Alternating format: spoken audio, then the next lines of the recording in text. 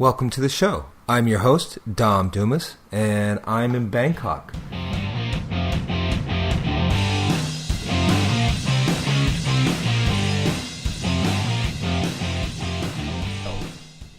SHO with DJ Sherman from the Titanium Sport Corner, episode 41.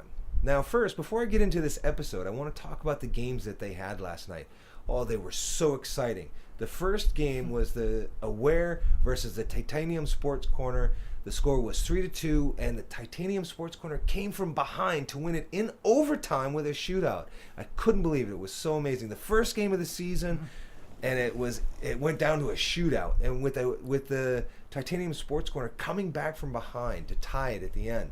Now, our goal scorers for the Titanium Sports Corner was John Schneksnovsky. I am so sorry, John. I don't know how to pronounce your name, and I keep saying it wrong. You're going to have to correct me on that. And we also had Ith scored the second goal for the Titanium Sports Corner, and the game-winning goals went to John and Garofolo.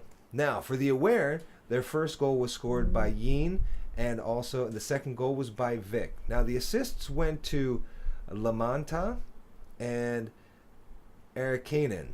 And for the Aware, the assists went to Olafsson and Opiala. Am I saying those names right there, DJ? Yeah, from what I understand, yeah. I know Olafsson is right. Yeah, that's Christian, isn't it? Yeah, it's Christian. Christian, He's the okay. one of the secretary of the league.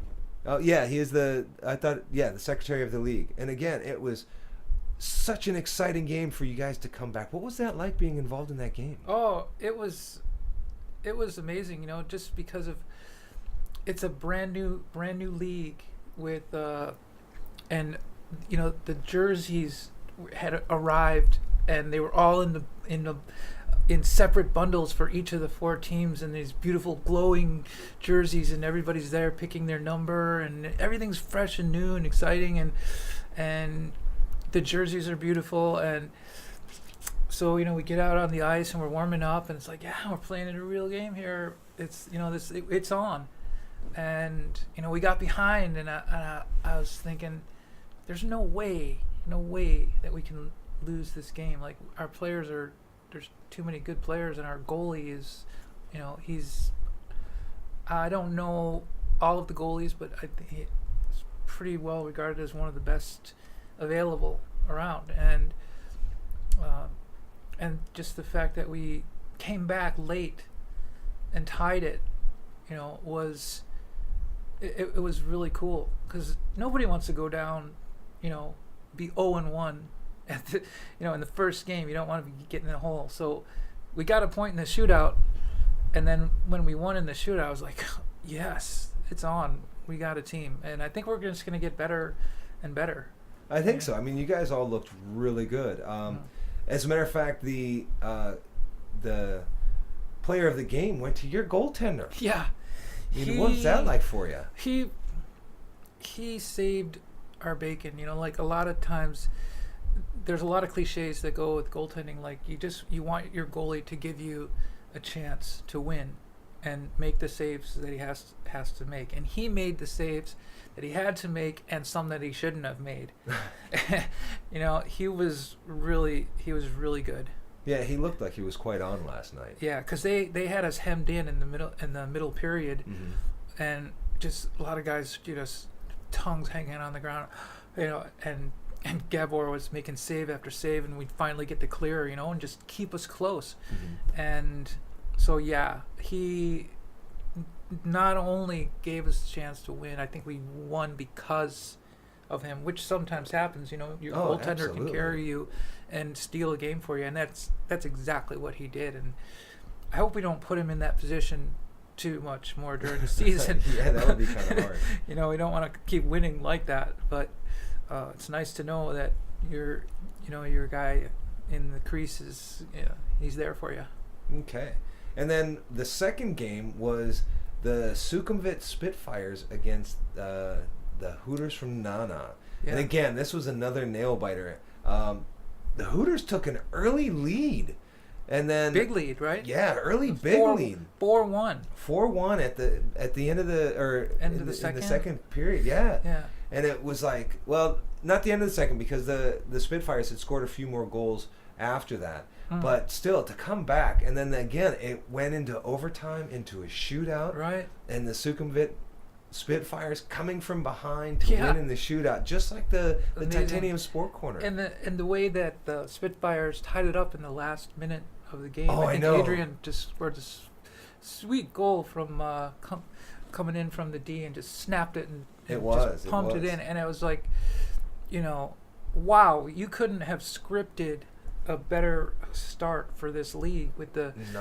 excitement of the games, and like every element of what you would want in a game was in both games.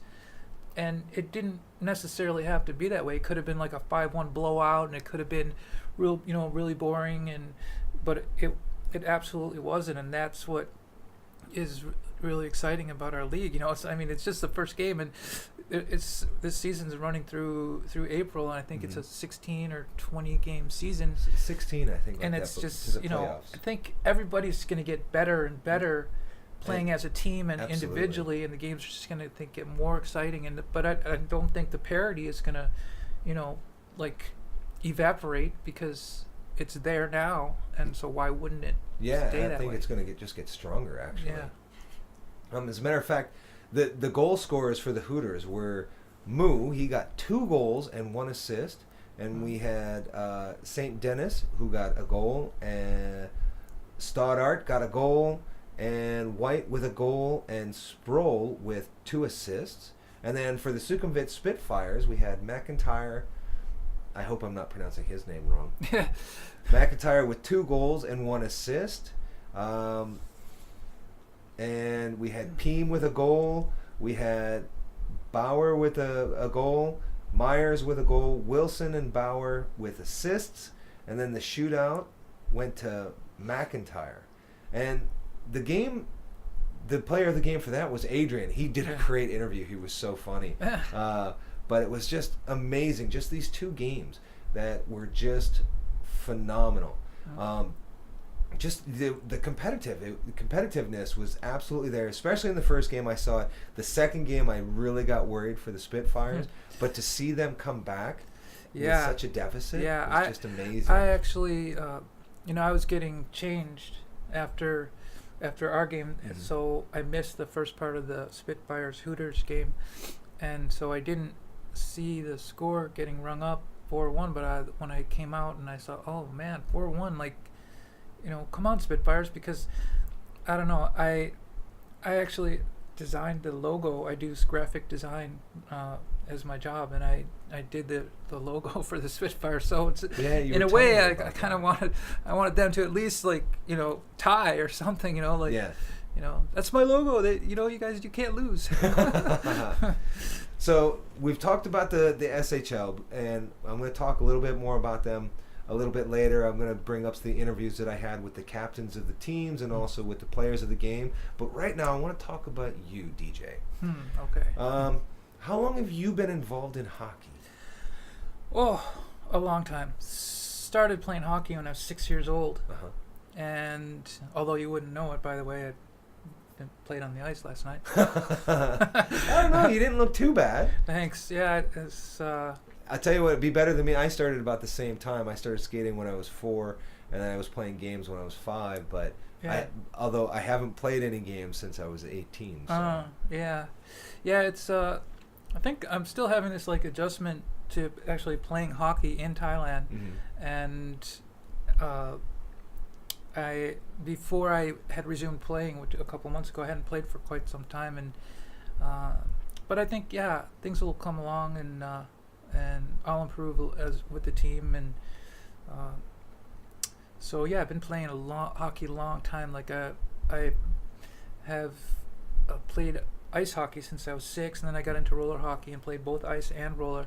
Okay. And I'm kind of like a hockey lifer. I have dreams about hockey all the time. Oh, I used to have those. I still do, and they're strange dreams. I'm in these strange places playing on these strange teams, and then sometimes I'm playing on teams with like with stars, you know, I'm looking over at Wayne Gretzky and he's bending over tying his laces. Wow, that'd be pretty cool. And you know, all these. So yeah, I dream about hockey. I play hockey, and I always watch hockey highlights on NHL.com, and so yeah, hockey's like a big thing for me. Yeah. Okay. Well, I used to have dreams about playing hockey. Now, again, like I said, I haven't been playing since I was 18. My dreams now are focused on mostly about like playing guitar a little bit, mostly martial arts, you know, and different things like that. Also, I don't know, yeah, just things like that. So, but what brought you to Thailand? Well, I actually came to Thailand in 2007. Okay. And I stayed here for a month. I was teaching English in Korea on a 1-year contract, and then at the end of the contract, I had all these bonuses and an extra month's pay, and all the money you put into the tax system all comes back to you. Okay. So I had this big pile of money. I'm like, I'm gonna go to Thailand and check it out because I hear it's just a way cool place to visit. So I planned my trip, and sure enough, the last 3 weeks of my time in Korea, I went to this restaurant bar that I frequented that was run by a couple of Canadian guys who streamed hockey games from Canada on this huge screen, like an entire wall. So you'd go there, and they had poutine, you know, which is like so Americans don't know too much about it. But I've heard a lot about it. It's like gravy with fries, or I don't know exactly, but it's with cheese good. curds. Yeah. What scares me is the cheese curds. But they had poutine there, and it was like you really felt like you're back home, because I'm from Buffalo, New York, so I'm sort of a border boy, but I'm not Canadian, and so I was there watching a game with a friend, and the friend had a friend with him who was a native Thailand man, and we got struck up a conversation, and I told him I was finishing my contract and going to Thailand. He's like, "Oh, really?" He's like, "Well, I'm from Thailand," although he lived in America for 25 years, so he was completely 100% fluent in both languages, Thai and English. And he's like, I'm going back to Thailand myself next month, and you should come with me. I'll show you around, and I can translate it for you, and you want to. And I thought he's just kind of kidding, like he'll meet me somewhere and we'll have dinner or something, and but it turned out that we were on the same flight going back to Thailand, just by coincidence, and so we flew back together, and the next thing I know, he made this loose plan, and we flew right from Bangkok. We went up to Chiang Rai, and spent a few days there, and then we went to we came to Bangkok because he owned some buildings and property, so we went there, and then we went to Koh Samui, Koh Phanang. We went to Nakhon Si Thammarat, Surat Thani, Phuket. He took me all over the whole country, and he lives down south of Nakhon Si Thammarat. He owns some beach property and a restaurant, so he has a house down there, so we hung out down there. And he even owns some land in central Thailand with some teak trees and coconut trees, and he's into all the stuff because he was while he was living in America, he was, believe it or not, and you can look this up, he was the director of animation for The Simpsons. Wow. For 15 years. And he started out as a jungle boy in Thailand.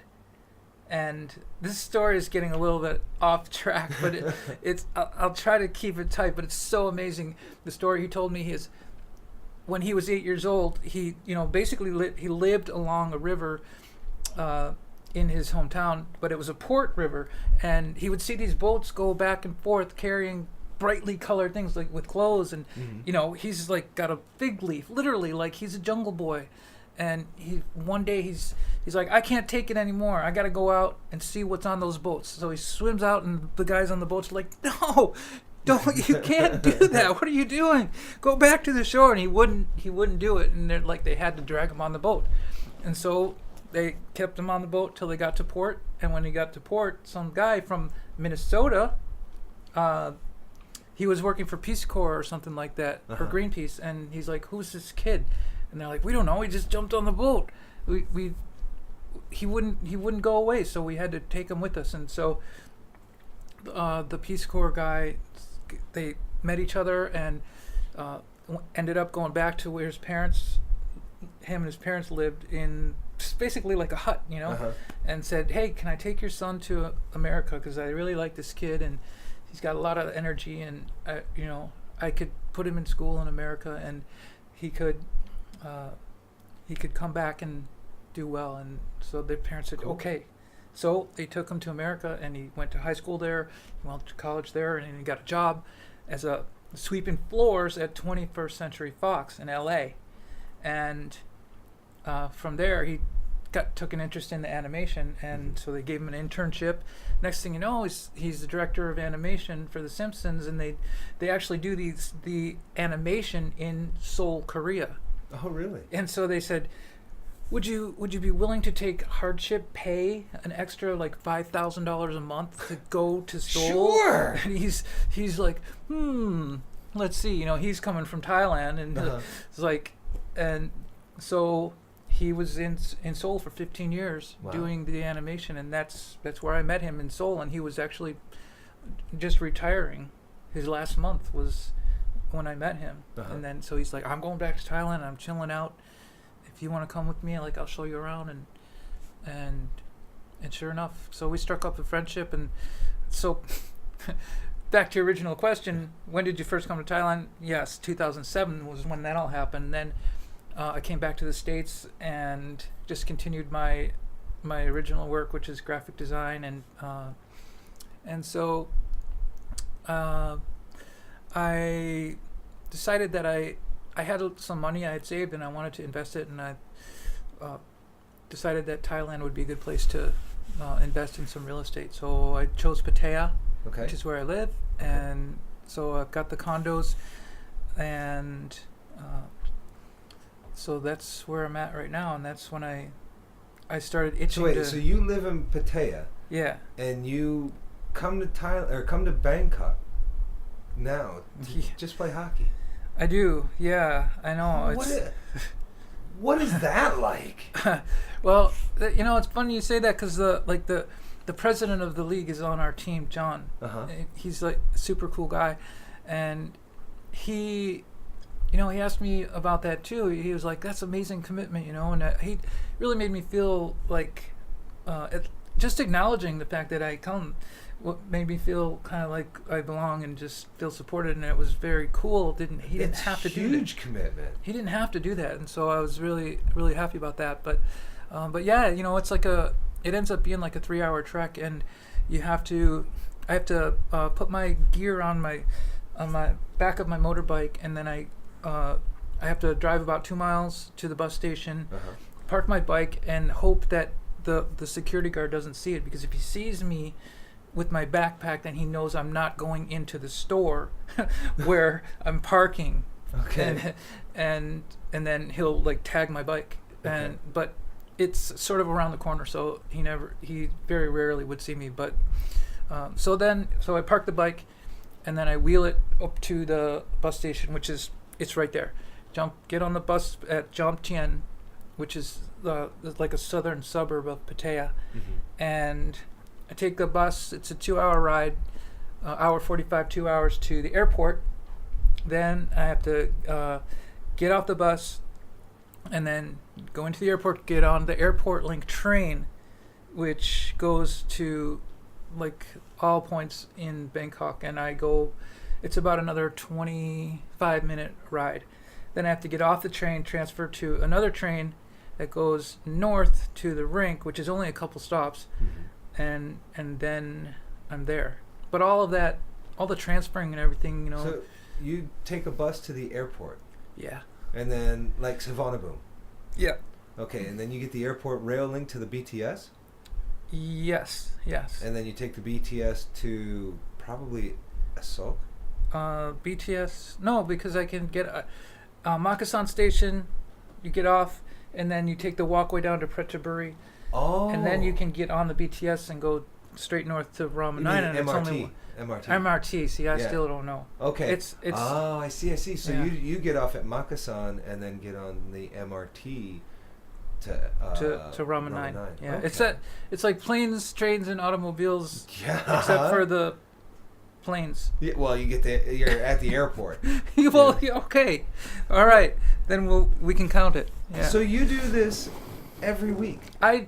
I was doing it every week for the first 2 months, and now I've been playing now maybe 3 months, 3.5, and I have to admit there's a lot of guys that did it for like a year, and I only had to do it for about 2 months, and I have to do it again because I was fortunate enough to connect with these two guys in Jomtien that play there, and they have cars. Okay. And they're You mean Russian. they play in the SHL? They play in the SHL. Well, one of them does, one of them doesn't. Okay. But and they're Russian guys. They're really great guys, and they have cars. And I was able to connect with them. I came up for a drop-in pickup session, non-league session on Thursday night, and I was just taking the train and the bus, and then I met the Russian guy that lives in Jomtien because. Scott Murray, who's the vice president of the league, said you should talk to this guy because he lives in Jomtien. He's got a car and he comes all the time. Maybe you could connect with him. So I did talk to him. He's like, oh yeah, you can come with me, because he's thinking, hey, I get someone to ride with and he can help share the cost. And that's awesome. And it's awesome. And so now it's like I've never felt so privileged and fortunate to take a car ride to a hockey rink after what. Having to do the bus train thing. And so, yeah, he picks me up at my condo, throw the gear in the back, drives the car. I just sit there in the car, and it's like, so now it's easy. But now he's back in Russia, so so for the past few weeks, I have to go back to doing the bus. Oh, okay. But but still, that's great. But it's just it's really, it's part of, okay. I would rather play hockey somewhere where I don't have to go 3 hours, because even with the car, it takes a long time because you get into Bangkok in about 2 hours. But then the exit you get off. We always arrive during traffic time because the games are at night. We don't really have any choice unless we want to go at noon, and neither one of us can do that. So, so you get off the exit, and then it's another 30 minutes to go another 2 miles. And so it ends up being about 2.5. But yeah, it's, I've never traveled 3 hours to play hockey anywhere, like just by myself. Yeah, okay, I've been to tournaments where you go with a group of guys or on a bus, and it's even if 5 hours or 6 hours or whatever it is. But I've never, gone 3 hours just to play, and I just, that's part of. I don't know. I just love to play hockey, and this group of guys is really, really great group of guys, and so I like being involved, and so yeah. Awesome. Well, how did you find out about the Thailand hockey in Thailand? I mean, I'd heard when I lived in Bangkok the first time. I heard that they had hockey. I didn't know where it was at. Nobody really talked about it. Right. And then I went to Chiang Mai, and I heard they had an ice rink in Chiang Mai. So I went to the ice rink, and the ice is gone. It's not even open anymore. Came back to Bangkok. It had just kind of gone away. I'd never even thought about it again. And then I just stumbled on it one day when I was looking for something for my wife and I to do when she came back from England one time.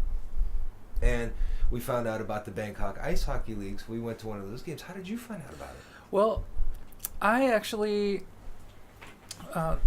just by pure curiosity and a little bit of hope that there might be hockey in Thailand, because I had heard about the Land of Smiles tournament, which is a big annual international event that is held and put on by many of the same guys that are running this league. That's why I think the league is so good. It's because these guys are so used to being organized and and running a tight ship. And so I'd heard about it, but I didn't really. I thought, oh, maybe they put up a rink, for the tournament. But so when I came from the States, I didn't even bring my gear. When I had done my teaching contract in Korea, which I had talked about back in 2007, I did bring my gear because I knew there was hockey there, I knew there was rinks there, and I knew I was going to be there for a year. So I brought my gear. But when I came to Thailand, I didn't really know how long I was going to be here. I thought, oh, maybe it's just a few months. I can invest in my condos. I'll go back to the States and then let them, develop. Because they hadn't been built yet when I bought them, and I just like, well, I'll just buy them and then I'll go back. But I ended up staying here, and I didn't have my gear, and so I found out about it just from a Google search on Facebook. I just put Bangkok hockey, and see what came up, and sure enough, the Rama Central 9 rink came up, and I thought, okay, next time I'm in Bangkok, I don't care if I have to get a pair of plastic rental skates. I'm gonna go skate there, and so I did, and sure enough, they had a pro shop, so I got a pair of skates, and when I was done skating, it was a public skating session. I went into the changing area, and this one lady just like appeared out of nowhere and said, "Oh, you skate pretty good. Do you play hockey in the league?" I'm like, "What league?" And she's like, "Oh, they have a league here, and they have pickup sessions." And I'm like, "Really?" She's like, "Yeah." And she's like, "I know the guy who runs it. His name's Scott Murray." And I was like, "Well, I'd love to talk to him sometime, see about what times there are." And at that point, I didn't even have any gear, and I'm thinking, where am I even going to get gear, even if they do have hockey?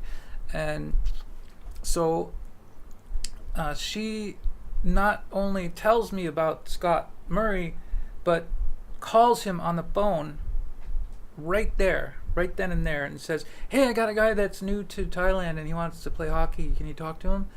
And so, like, within 2 minutes, I'm talking to Scott, and he's like, "Well, yeah, we got hockey here. We got pickup on Thursday nights, and we're starting up a league." And he's like, "Do you have your gear?" And I said, "No, I didn't bring it." And he's like, "Well, don't worry. We can set you up." And I thought, oh, okay, maybe he's got an extra stick laying around or something. but no, he says, "Meet me at the rink on Saturday, and I'll have some gear for you." So I was like, "Oh, okay." So I take the bus back up to the rink, and sure enough, he's there, standing there with a bag and a stick, and like, I'm in full set of gear. Wow. Yeah, and with like tape and extra laces in the bag and everything, and all this, not ratty gear, and it was good gear. And he's like, "Okay, here it is." And I'm like, "Okay, so, how much do I owe you?" And he's like, "Oh, no, don't worry about it. You can use it while you're playing here in the league." And I didn't even sink in. At first, I had to like go home and actually like look at the gear again. I'm like, he actually is letting me use this gear for free. Like, this is the coolest thing that's ever happened to me. And so that's how I found out about it, and that's how I got involved. And because of the way that Scott, I was treated at the very beginning by Scott is why I have such a good feeling about the league and the people involved with it. And I like to get involved and help out. I actually made the Flying Farangs are sort of the host team for any event that comes in, and they have a long history, and I think we have even been the first team in Thailand. And so they have a long tradition of being the major part of the Thailand hockey community, and they have a very cool logo. And Scott knew I was a graphic designer and asked me if I could make some round helmet stickers for something that you can give to a new person who arrives like me, to sort of say, okay, you're part of us now, and there's a small fee to be a member of the league, not the league, but just to be like associated with the Flying Farangs and the Thailand hockey community. And so he thought it would be a cool idea to make helmet stickers so that, when you pay your small fee, you get something. You get and I was like, yeah, if I could help out, that'd be great. So I got the logo, and I had to sort of recreate it a little bit, and I got the stickers done, and I brought them up to him, and he was happy about it, and it was a big hit. Like he started handing them out to the guys, and they're like, "Oh, cool, man! Like, oh, black. There's black ones, white ones. Which one should I take? What's gonna look good on my helmet? My helmet's black. Okay, I want the white one." So, it was like a big hit, and so it was cool to be able to contribute and help out that way, and so yeah, it's really nice to be part of this league, just because of the people mostly, but of course you're there because everybody loves to play hockey. That's why you're there. But so how long have you been involved in the hockey here in Thailand then? Well, only about 3 months now. Okay. Yeah, it's been a relatively short time. Okay. Were you part of the BIHL? No, just for the SHL. Yeah, that was BIHL was before my time. Okay. Well, the BIHL is the league that's mostly Thai guys with some Farang guys that play. Yeah, that was the predecessor to. No, you're thinking of the other Thai league, the other league that went defunct. Oh yeah, it was the SIHL or something. I don't know, but yeah, they sort of decided to restructure. Like a year ago, they wanted to restructure and really make the league into a competitive league number one, and set the foundation for a professional team in Thailand. And so you can tell that's the part of the goals of the league just by the way they're so organized. And as you know, you did the podcast for the league draft. Yes. Which I attended last week, and I came all the way from Pattaya just to go to that. Like that, that just blows my mind. I might be a little bit wacky because, but I don't know. I just love to be around hockey and be around other people that like hockey, and because in Pattaya, believe me, there aren't many. That there's some, maybe a few Canadian guys that you can talk to about hockey a little bit, but that's about it. But well, it's the same here in Bangkok. I mean, just because you're part of the hockey league, you see all the guys, or you're part of the Thailand hockey, you see all of the guys, and you have contact with all these guys that are into hockey and playing hockey. Yeah. Whereas, until just recently, I had no idea. So I would talk to people about hockey, and they're going, "What?" Yeah, but and even now, I talk to people that I work with. And it's like, "Yeah, I'm going down to the rink, and I'm going to watch a game tonight." And they're like, "What do you mean?" "I'm going to go watch a hockey game." There's hockey in Thailand. Right. Even I talked to one of my Thai friends, and he was like, "There's hockey in Thailand?" Right. Well, never mind somebody asking there's hockey in Thailand is like, most you would assume Thai people is like, what is hockey? Yeah. That's what I thought. But in fact, I live in a very big condo. It's there's 600 rooms. So there's never a time when you're coming or going where you don't see at least a few people. And every time I leave my room with my bag and sticks, and I come out, and I'm either getting on the getting on the motorbike to catch the bus, or I'm waiting for my Russian friend Arkady or Andre to come and pick me up. So at least 3 or 4 Thai people will say, "Oh, hockey." That's awesome. Hockey. So you're kind of a star. Yeah. Well, I don't know about a star, but it's just sort of interesting that more Thai people know about hockey than you think, number one. And it sort of sets off a signal that says to me, maybe in part because of this league and because of the people that are involved with it and the ones that are starting it, that hockey can grow in Thailand. And yes, it's not soccer where all you need is Yeah. a ball and a field. They don't call it soccer here. Oh, what is They it? call it football. Yeah, football.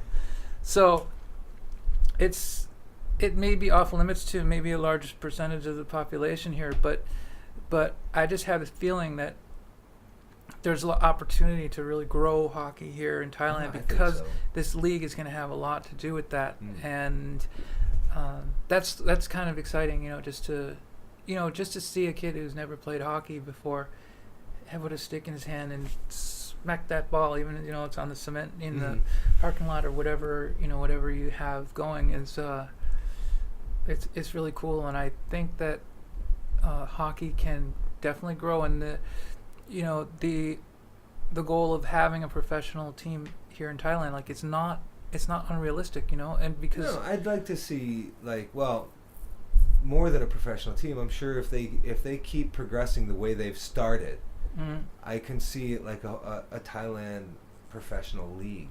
Do you know what I mean? Yeah. So I hate to break it off this topic, but I mean, I know you talk about hockey. hockey. I'm a huge hockey fan. Forever. You designed one of the logos you had said earlier. I did, yeah. For the SHL. Which one was that? The Sukhumvit Spitfires. Okay. And that team is sponsored by Jason Bitter, Okay. who's a great guy, and it was really fun working with him throughout the development process of the logo, and it ended up coming out real nice. I made some alternatives after we settled on the final logo. The final logo is I think it's simple, it's clean, and it's good. It looks really sharp and it really pops. Oh, thanks. Yeah. The other logos look great, Mm-hmm. but the Spitfire logo, in my opinion, just kind of has a bit more of a pop to it. It's like pops from the jersey. It's like it's really eye catching. Not saying there's anything wrong with the other jerseys. Right. So- Well, those. Maybe I had a bit of an advantage because I was starting from scratch. Yeah. All I had was the inspiration from Jason about the warplane, the Spitfire, Mm-hmm. and he wanted it to somehow tie it into the hockey team, and then that was it. I was like free to go. And Okay. whereas the Aware and Titanium, Sport Corner, and Hooters, they're all very well established logos, so you can't really mess with them because they have a reputation behind them, and Right. and so I think I had more of an advantage to be a little bit more creative and a little bit more freewheeling, Okay. and that's one of the reasons I think it came out good, is because Jason was he was really good during the process. He specified what colors he wanted to see, and he made it really easy for me, and so I felt kind of supported in it, instead of I didn't get this this tension, like, oh, I don't like this direction, Okay. only going to start over, and it was nothing like that. That's good.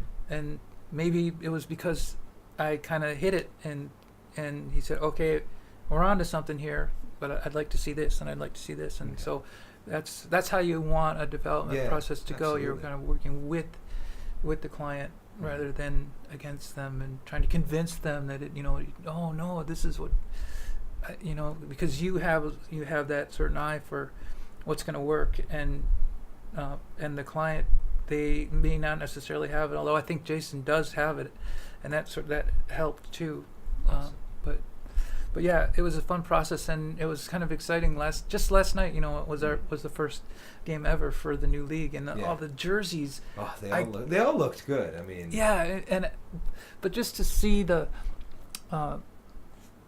come into the rink, I was one of the first ones there. Okay. Because I took the 4:00 bus in the afternoon to make sure that I get there on time. I could have taken the 5 and would have got me there about 8, but I was like, no, I'll take the 4. It'll get me there at 7, Yeah. just in case anything happens. So that turned out to be a good move, because when I showed up, there was the shopping carts with the brand new jerseys in there, still that all would've been great. bundled up, and they're each individually wrapped plastic with the socks together, and then I saw this. That's great. You guys got I noticed that you had jerseys and the socks, which some of the leagues that I've played for, Yeah. you get the jerseys and that's it. Yeah. So, Not this league. I mean, everybody looks great out there. Yeah, It really looks absolutely. sharp. And everybody matches, so that's Everybody pretty cool. matches. Yeah, and so not only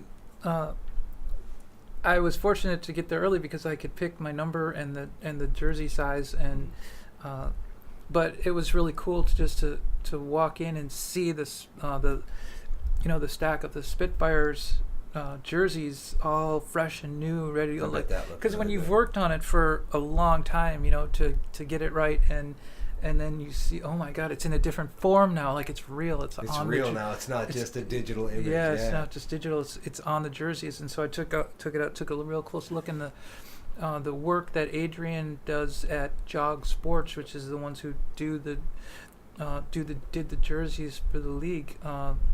They did a phenomenal job. Like some of the, you wonder what's going to actually translate from what you do digitally onto the printed material. Yeah. And because of a process called sublimation, which is interesting because when I first began development of the logo, I wasn't aware of the sublimation process that they were going to use, which sublimation actually allows you to insert or otherwise incorporate shadows and highlights and gradients and things that make logos look good online.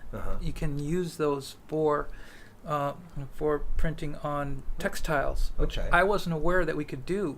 Yeah. So I originally just started out with this very 2D looking image with very flat colors and very basic, and so it wasn't until it was almost time to submit the final draft that I had a conversation with Adrian, and he mentioned that we're using sublimation, and I was like, really? Really? So I went back in and I added all the gradients and the shadows and the stuff that gives it the depth, and it's really, I had never worked with that process before, so to see it translate onto the jersey is pretty close to the actual digital image. It's not perfect. I don't think it can be. Yeah. But it looks sharp, that's for sure. Look good, thank you. Yeah. So not only are you a hockey player and a graphic designer, you're a bit of an entrepreneur, aren't you? Yeah. I do have a lot of ideas spinning in my head. You brought constantly. One of those today, didn't you? I did. Yeah, I did.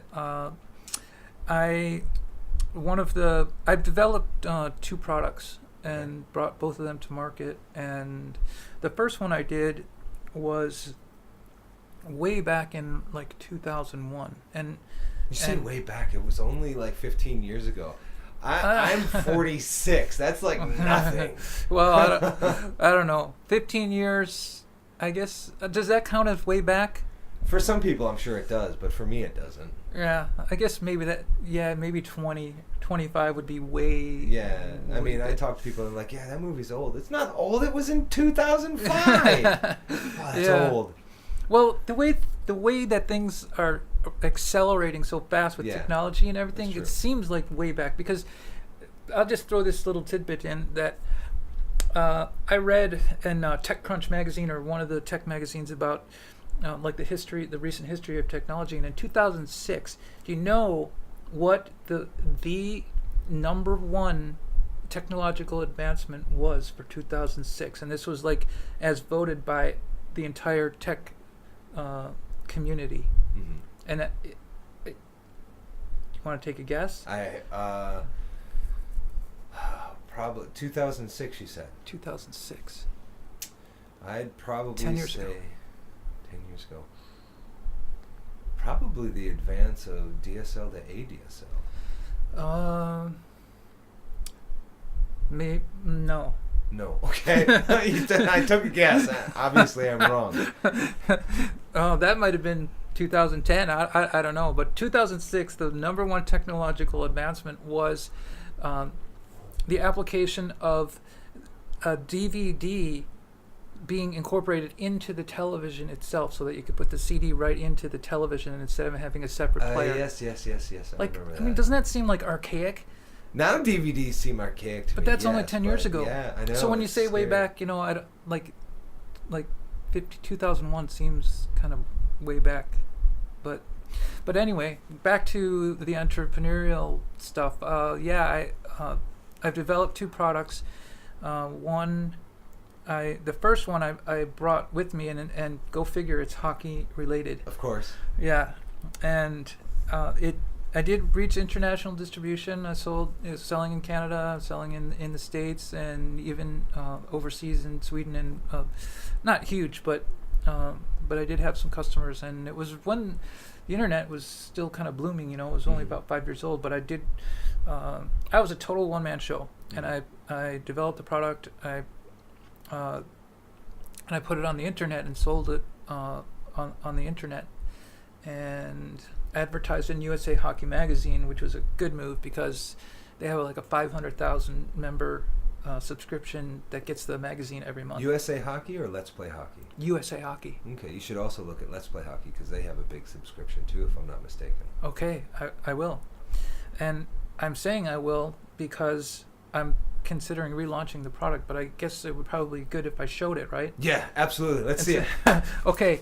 The name of the product was called Control Flex. Uh-huh. And I've renamed it. I want to relaunch it as X Factor because what it is it looks like a simple strap, and but what it is beyond a simple strap is it's designed to wrap around your skate in a figure 8 pattern. Okay. Which provides an additional element of heel lock, which is really important for skating to keep your ankle down and back. Mm-hmm. For proper skating mechanics, primarily, because if your foot is flopping around and starts sweating, and you're having to retie your skates, and you just can't get the energy transfer.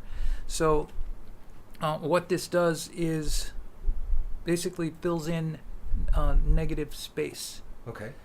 And negative space is what causes that wiggle and Right. the loss of ability to transfer energy from foot to skate. Mm-hmm. That's a big part of skating. In fact, Wayne Gretzky and Paul Coffey and those guys back in the Edmonton Oilers glory days, like those guys, and there's articles all over the internet to confirm this, is they wore skates 2, sometimes 3 sizes too small. Ooh, I could never do that. They did that for years just to get that negative space filled in because Mm-hmm. it was so important to them to be able to have that instant perfect energy transfer. So that's what Control Flex I designed it to do, Okay. was to fill in that negative space. And quite candidly, if you have fat feet and your feet are filling out the skates, I got fat feet. You got fat feet? I got Flintstone feet. Absolutely. If you got Fred Flintstone feet, there would be some benefit, but there's not going to be as much as if you just have like an ordinary average foot where it's because your feet are naturally filling out the skate. Mm-hmm. But for a lot of players, this really does the trick. And when I first launched it, I was just sort of kind of took like a leap of faith assumption that people are going to like this, because I actually learned to sew to make this prototype, Okay. which I never thought I would do, to learn to sew, but I did. And I thought, because for a long time I was wrapping tape around my ankle to get it tight, and what I found out is that, yeah, okay, it's tight, but I'm like the Tin Man, I can't get that forward flex that I want when I'm arcing hard, and I'm sort of like the Tin Man with the ankle tape. So I'm like, something's wrong here. Mm-hmm. I I know that I can get the skate tight the way I want it, and I know the laces aren't cutting it because they're loosening up during the game, and I'm tired of having to retie all the time. And there's got to be something here. There's got to be a solution. So I thought, okay, what is it that's like something natural, that not something that is that's kind of going off on a tangent as far as natural, but I wanted something that felt natural to the hockey player, because hockey's a very traditional sport, you know, Yes. and if you change anything with gear They and get stuff, upset. whoa, people are going to get upset, you know. So I thought, well, okay, I need to have something here that still feels natural. It can't be like hard plastic. It can't be like I thought about like a buckles, you know, Yeah, like no. a ski boot thing where it click, click, click, click, click. Like that stuff would work, but hockey players aren't going to go for it, you know. No. The natural feel of the laces, that's why they still have them on skates, even to this day, with all the other technology that's in hockey skates with carbon fiber. I've used buckled boots. I don't like them. I Right. don't like how they feel. Yeah, they don't cut it. So they that's feel why. very, very stiff. Yeah, so that's why I invented this the way I did. It's a natural textile, not that much different than the lace material itself. Okay. So when you torque this thing down, it just kind of feels like, oh my God, you have to experience it. You will instantly feel the difference, and it's like, oh my God, this skate is locked to my foot, but I can actually flex forward even more, because if you look at where the X point is, Yeah, it's down near the. it's down near around the joint. third Yeah. eyelet, which is where your foot actually flexes. Mm-hmm. And so when I use this, I tighten down to about here, pretty Okay. as I normally would, pretty nice and tight. But then on the top three, I just do it kind of loose, Mm-hmm. because you don't want it really tight up there, No. and now you don't need it, because you're fully locked and loaded, like down and back Mm-hmm. with this system, and you don't need to have these tight, and you don't want them tight, because the tightest point is right here, right where you're At the flex point. at the flex point. Mhm. And so you know, at first glance, it's just an ordinary strap, but it has this. I integrated this. I don't know if the camera's going to show it. I'll be able to zoom in. Okay, it has this. Stretch like elastic. Yeah, this stretch material integrated into the strap, which allows you to adjust the tension, right? Because if you didn't have that, you'd have to torque it down, and it's all or nothing. Yeah. It's either It's either going to be too tight or not tight enough. yeah, and you'd have to be, you know, maybe 1 in 100 people who would use it would be lucky Mhm. that, oh yeah, I torqued this down, it's perfect. Like that, I knew that wasn't going to happen. Mhm. So I wanted to add some element of flexibility to it. Otherwise, I knew it would be a flop. So I'm putting it on the way that you normally do. And at first, it's even me, the one who invented it.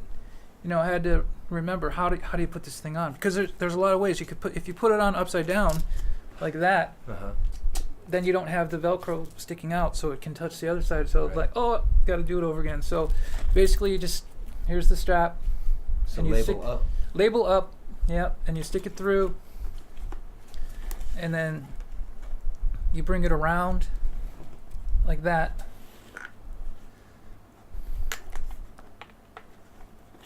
And then the buckle's sticking out, waiting for male end.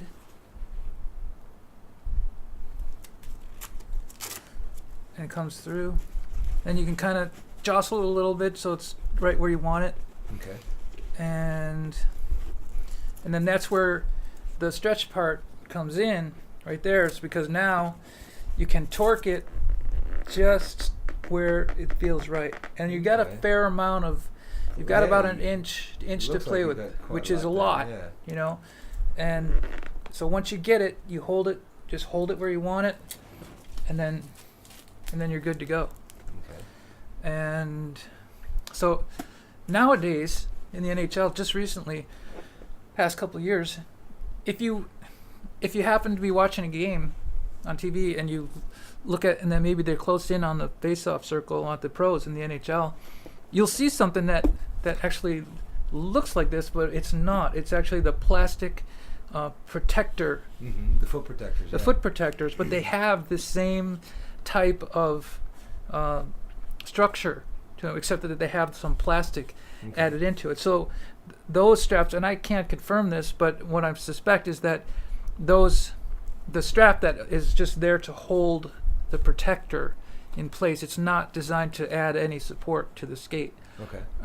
Maybe it's because they don't need it, because they have their skates custom made, Yeah. and so that negative space that's so important to eliminate is taken care of by the fact that the skates are custom made. But for the other 99% of hockey players who don't Right. have that and are looking to add some stability to their skating, X Factor, it really does work. It looks like it would really cinch down the skate on your Yeah. foot. I mean, I remember when I was playing halfway through the second period, I'd have to retie my skates. Yeah, and it sucked. So, Because you're sweating, and you got your visor on, or maybe, and I never wore a visor. I always had a cage. So. That's probably a smart move.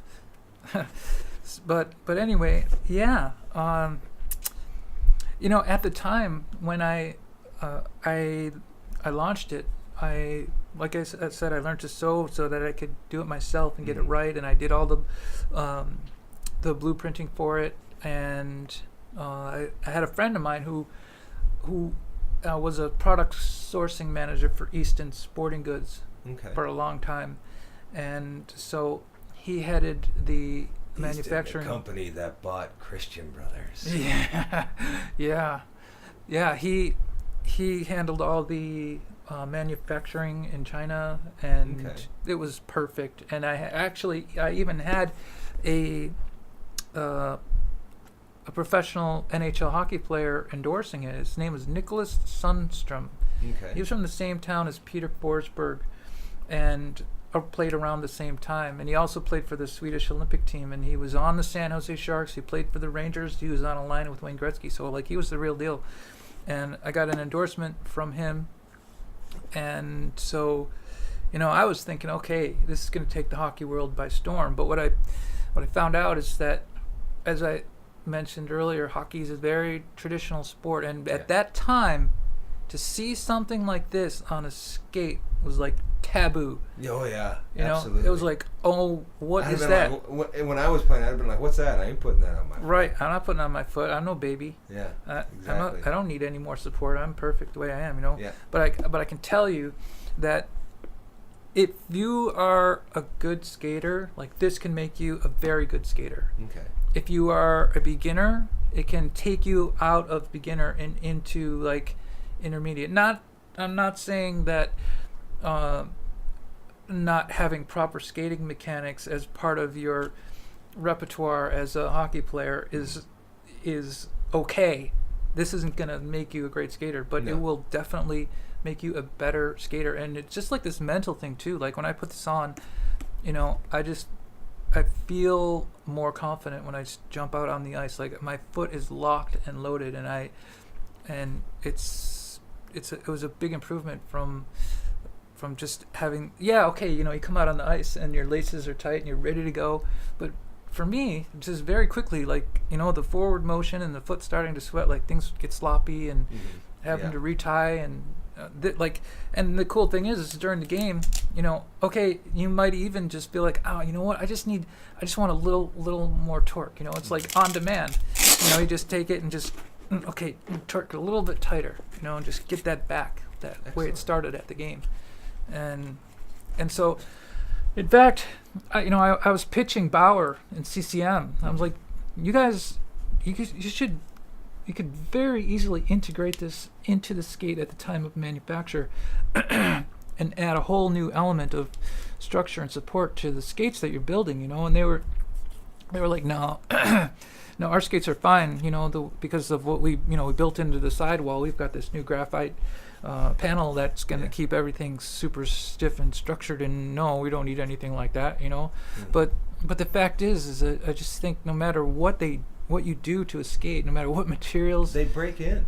They're going to break in, yeah. And they may stay stiff, but they still, to me, having that flex point, having the strongest part of this product right at the flex point is something that a skate alone can't do, unless some players, like I remember Chris Pronger, I always remember him with the tongue is just flopping over the top of the skate, because that's what he would tie his skates. He would leave the top 3, and he had the ability to not need the structure and support, and so for of course it's not going to be for everybody, and there's still going to be a lot of players who be like, I'm good enough, man. That thing is like some baby. I don't need some baby strap, But I was one of them. Even when I was making it, I'm like, this thing is awesome, but can I let anybody see it? I mean, I used to wear my socks inside my skate. I actually wore it outside so that people wouldn't see it at first, Okay. And then I thought, okay, the next batch I'm going to take away the logo, and in fact, if I relaunch it, which I want to do, because being in Thailand here, there's I mean, even my friend that I mentioned before that I met in Korea, that lives is a native Thai guy, but he was in America for 25 years. He has a niece in Bangkok who owns an entire sewing and manufacturing center, which we could make these in a snap, really cheap. So I'd love to be able to let all the guys in the league try it, just for free. But I only have one pair with me. So maybe you need to make up a few demos. Maybe I need to make up a few demos, yeah, and get a few made. But yeah, so it was called Control Flex, but if I relaunch it, it's going to be X Factor. Okay. And excellent. Yeah, so that's one of the products I did, and then my mind is always spinning with ideas. I'm always looking to. I look at something and I'm thinking. I know, for some people, just say, who constantly look at something and say, how could that be better? I used to do that with everything. Mm-hmm. But then I started realizing, I look at something and I say, you know what, it's good enough. Yeah. Just leave it alone, And some things you look at and say, it could be better. And that's where some of my ideas come from, like improving on something that's already there. But with the X Factor, the hockey strap, I don't know if you would want to call that. I think it's an original idea because it's not. It looks like it. I don't remember ever seeing anything like that. There's never anything like it, and So. and I got the inspiration from strapping tape around the ankle, but so that's part of my entrepreneurial element of who I am. Yeah. Okay. Well, I want to thank you for being on the show. I have this thing that I do at the end of every podcast, which is called an Always Remember. Basically, you kind of something nice to take away for people, something positive, a little bit of a message. And what I like to do with my guests is I like them to do the Always Remember. So if you could do that for me, that would be awesome. Okay. I'd say always remember that not to compare yourself to others, because if you do, you just find yourself in a pot of hot water every single time. Just go and do what is right for you. It's not always going to be right for the other person, which can put you in a place where conflict can arise, and people don't naturally like conflict, but it's something that you have to do.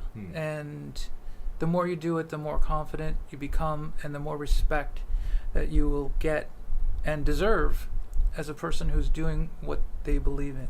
Excellent. That's it. Yeah. All right. Thanks a lot. Hey, thank you for having me.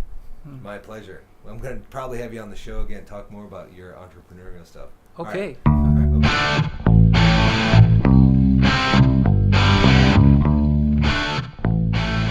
I've got Patrick here from The Aware. What is your plan to beat the Titanium Sports Club tonight? Well, I think we are the more talented team, so I think it will go up by itself, I think. Okay. Yeah. Okay, and what's your position on the team? I'm a D-man, defenseman, yeah. Defenseman. Yeah. It's my position. I used to play D. So, all right, well, I'll talk to you guys after the game. All right, thanks. Good luck. Thanks. I have Zak from the Titanium Sports Club here. You're playing The Aware tonight. What are your plans on beating the team tonight? It's our first game, so we're just going to play our positions, back check, work hard, and just have some fun. Okay. Yeah. What's your position on the team? I'm center and kind of a lazy forward, hang around the red line and wait for my D to move it up to me. I've played with a few guys like that. All right, good luck tonight. Thanks. We have the player of the game, Gabor, from the Titanium Sports Corner. Congratulations. How do you think you guys did tonight? Oh, well, we played against a very strong team. The opposite was very strong. I was good. And however, we got the first goal. But anyway, we won by shootout at 3-2. So. All right, congratulations. Did a great job tonight. Thank All you right, I very have much. Justin from Hooters here tonight. What's your plan on beating the Spitfires? Well, we've got two things. They got some big, strong guys, so we're gonna have to beat them with our speed, and we have to let them take the penalties. So they've got some angry guys sometimes, so we got to stay cool, let them take the penalties, and I think that'll make us win. Sounds like a good plan. What's your position? I usually play right wing, but today I'm actually going to be a rover, so I'll be playing every forward position. So we've got lines of 4. So Okay. we'll have a set left wing, set center, set right wing, and I'll just kind of rotate through. Excellent. All right, well, good luck tonight. All right, thank you. All right, I've got Brad here from the Spitfires. What's your plan on beating the Hooters tonight? Well, if scoring's not coming in too easy for us tonight, then we just got to take the body and get physical and scare these guys. We got a big, brutal team, and I think we're going to throw some bodies out there. Sounds like a good plan. What's your position? I play defense. That's my position. I used to be D-man. Nice. All right, good luck tonight. All right, we Thank have you. Adrian with the Spitfires, the player of the game. Congratulations. Thank you, sir. So what do you think contributed to you guys' win today? I would have to say Jason Kotzmeyer stood on his head. It wasn't looking very good in the first period, but then he definitely came back in the second, and we tried to help him out as much as we could. Awesome. All right, what are you looking for the next game? A win. A win. How so? Hopefully Kotz is going to come out and play again, and hopefully guys like this want to come out and play again as well. And I think we got a pretty good core as long as we stick to our tight D and put some goals in the net. Excellent. All right, thanks a lot. Congratulations. You're welcome, dude. See you next Please week. rate my show or leave a comment or make suggestions of what you would like me to talk about. You can find me on Facebook at facebook.com/Dom Dumas, on Twitter @Dom Dumas, and on Instagram, Dom_Dumas. Thanks a lot.